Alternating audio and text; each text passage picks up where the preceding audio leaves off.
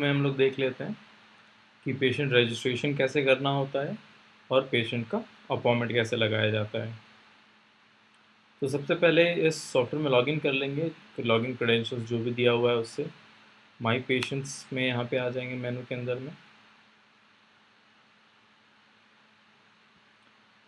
इस जगह पे अगर किसी पेशेंट को सर्च करना है, लेट्स से कि पेशेंट कोई ऑलरेडी रजिस्टर्ड है, पेशेंट हमारे पास आया, हमने पेशेंट से पूछा कि आपका रजिस्ट्रेशन हुआ है या आप पहली बार आ रहे हो या पहले भी आ चुके हो। पेशेंट ने कहा कि हाँ रजिस्टर्ड हैं या पहले भी आ चुके हैं, तो उस पेशेंट को हम लोग यहाँ से सर्च कर सकते हैं। नाम, phone number, diagnosis, tag, patient ID, bill ID, कई सारी चीज़ों से सर्च कर सकते हैं। ये सर्च करने पे ये रिज़ल्ट आ गया। लेट्स से कि ये पेशेंट अगर कोई और होता और उसको इस तरह से सर्च करते तो यहाँ पे दिखा रहा है कि इस नाम से कोई पेशेंट नहीं है।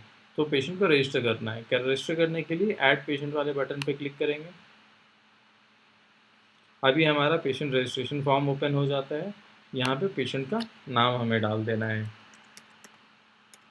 यहाँ हमने पेशेंट का कोई भी नाम डाल दिया। अभी एक काम करते हैं, कुछ और ही डाल देते हैं, ऐसा कुछ नाम डाल देते हैं और यहाँ पे पेशेंट का फ़ोन नंबर डाल देना है। बाकी चीज़ें ऑप्शनल हैं, अगर डालना चाहते हैं डाल सकते हैं या फिर छोड़ भी सकते हैं। ईमेल आईडी है, एज है, gender, blood group, tag basically होता है कि अगर आपको कोई इंटरनल आइडेंटिफायर लगाना है इस पेशेंट पे, जो कि आप सिर्फ इंटरनल स्टाफ ही देख सके इस चीज़ को। जैसे फॉर एग्जांपल अगर ये पेशेंट कोई रेफरल पेशेंट है तो हमने रेफरल का एक टैग बना दिया रेफर नाम से, या कहाँ से रेफर हुआ है। या फिर ये अगर वीआईपी पेशेंट है तो हमने वीआईपी नाम से बना दिया। जिस भी जो भी आप टैग बनाना चाहो अपने हिसाब से आप बना सकते हो।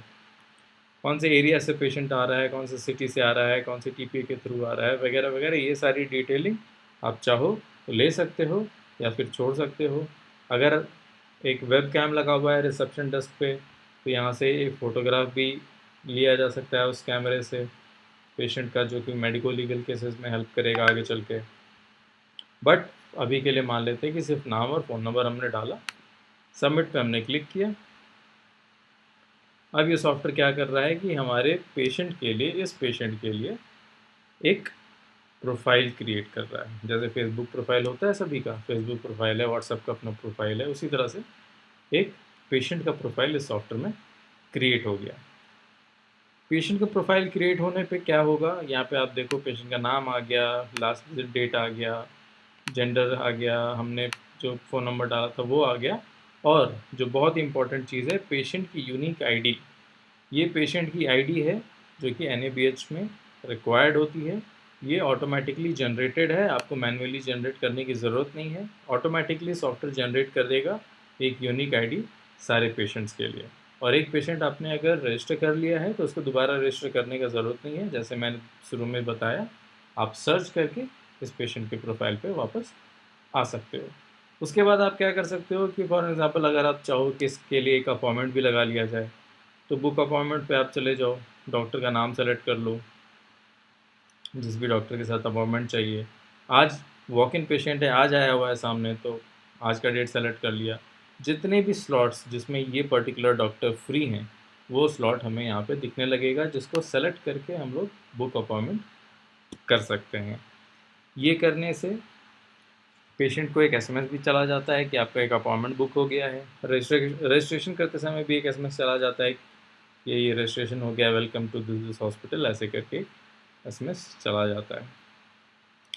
अगर आप माई पेशेंट वाले पेज पे फिर से आओगे और उसके बाद यहाँ पे आप देखो ऊपर एक ऑल पेशेंट और एक टुडेज़ अपॉइंटमेंट का एक टैब है। टुडेज़ अपॉइंटमेंट वाले टैब पे आप जाओगे तो आपको दिखेगा कि आपने जो ओपीडी का अपॉइंटमेंट लगाया है वो यहाँ पे आपको दिखाई दे रहा है। पेशेंट 00, टोकन नंबर 22 मिला है इसको, 1:30 बजे का है, डॉक्टर हेमंत के साथ रजिस्ट्रेशन हो गया है और अपॉइंटमेंट बुक हो गया है।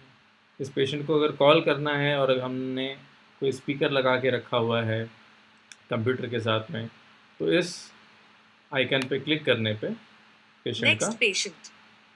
Mr. Patient 00. Token number 22. तो इस तरह से पेशेंट भी कॉल हो जाएगा। अगर वेटिंग एरिया में बैठा हुआ है तो मैनुअली आपको कॉल करने की ज़रूरत नहीं पड़ेगी। तो ये था कि पेशेंट को रजिस्टर कैसे करते हैं, सर्च कैसे करते हैं और उसके अपॉइंटमेंट को कैसे बुक करते हैं।